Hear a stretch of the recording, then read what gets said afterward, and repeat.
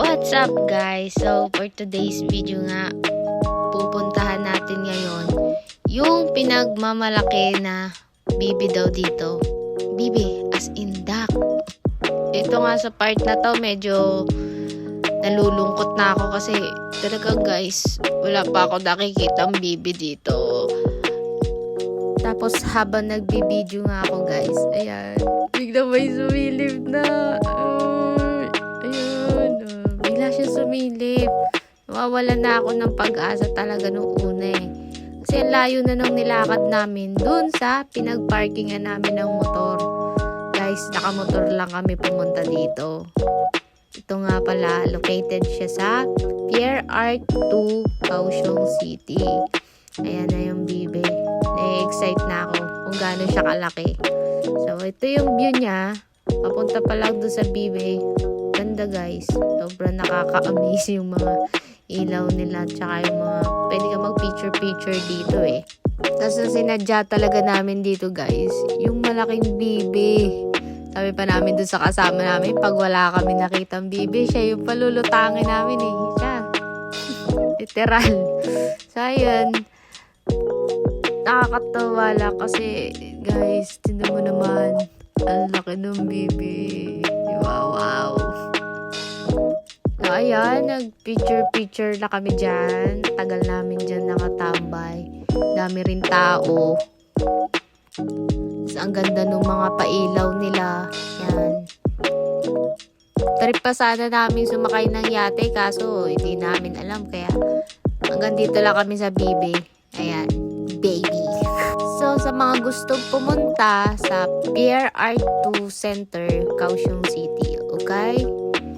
Hanggang Feb 25 na lang daw to eh, kaya puntahan nyo na guys kapag sosyo ninyo. Diba? Goods not goods to. So, ano pang iniintay nyo? Arat na guys! Pumunta na rin kayo dito guys habang nandito pa siya para ma-experience nyo din, diba?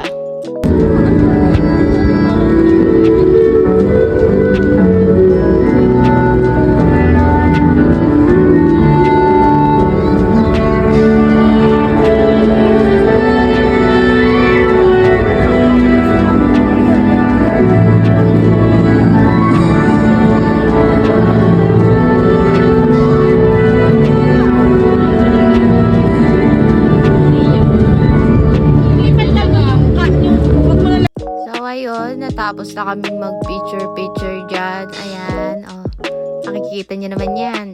Oh, ayan. Mga masasayang bata. Tapos, syempre, kailangan mong bumili ng bibi ni hair clip. Syempre, di mawawala yan, guys. Ayan. Bumili muna kami niyang hair clip na mga yan. Worth 60 NT yan, guys. Isa. Naghahanap nga ako dyan ng heart eh. Yung hugis heart. Kaso wala silang heart. Ayan, nag-heart shape ako dyan. Kasi nga, nagtatanong ako kung merong heart. So, wala daw. Kaya ibang design na lang yung hinanap ko dyan. Pinili ko. 60 NT yan guys. Andi galig namin dyan guys. Kasi, di namin malaman kung ilan ba talaga yung bibili namin.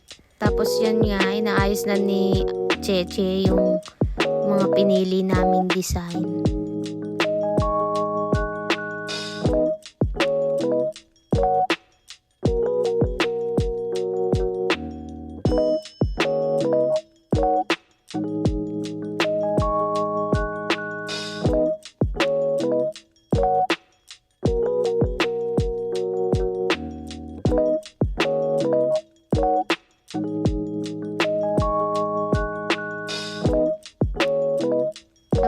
Pagkatapos ni Cheche bigay sa akin, ikinlip ko na yan. Sa part na to, sabi ni Cheche, anim daw yung binili namin.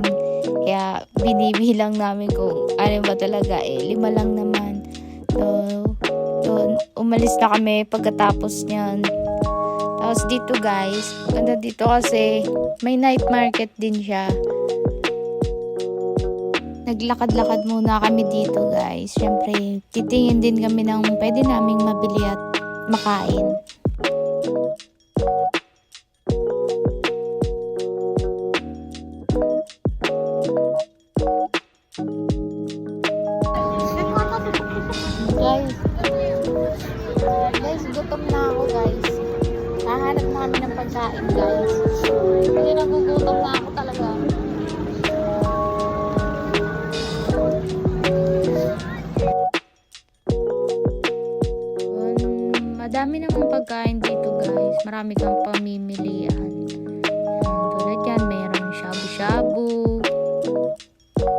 Tapos dito sa kabila, inihaw na pusit. Yan, maraming pagkain guys. Merong ice cream. So, pwede ka din maglasing dito. Ayan. May hotdogs. Marami din guys na makakain dito.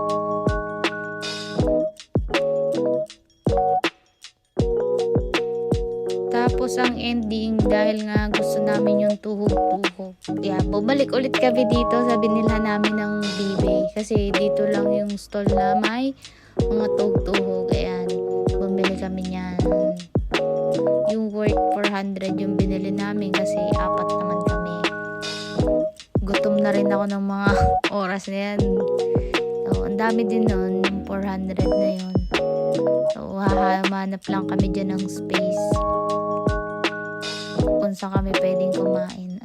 Ayan guys, flex na flex ko talaga yung pagkain na yan. Feel na feel ko magdala ng pagkain kasi nagugutom na talaga ako. So, hanap lang kami dito ng pwesto. Pagkatapos naming makahanap ng pwesto, ayan, nag food trip na kami kasi mga gutom na talaga.